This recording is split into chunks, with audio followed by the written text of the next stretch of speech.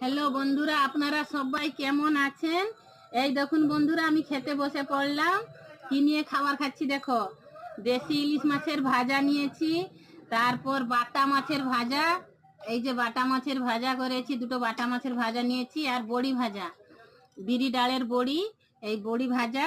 তারপরে লঙ্কা ভাজা নিয়েছি, একটা পেঁয়াজ নিয়েছি, আর আমের আচার নিয়েছি। ওই আমের আচার তেল মাখিয়ে আজকে ভাত খাবো।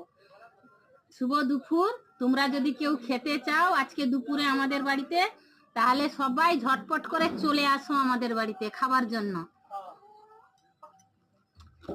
প্রচুর পরিমাণ গরম হয়েছে, প্রচন্ড রোদ বেরিয়েছে, প্রচুর গরম। দেশি ইলিশ মাছের ভাজা খাবে কেউ, চলে আসো আমাদের বাড়িতে, ঝটপট করে চলে আসো। এই আমের আচারে তেল মাখিয়ে এই ইলিশ মাছের ভাজা দিয়ে খেতে খুবই ভালো। ঘামে পুরা ডুবে গেছি, প্রচুর পরিমাণ গরম, পুরা ঘাম ভেসে গেছিল, পুরা ডুবে গেছি।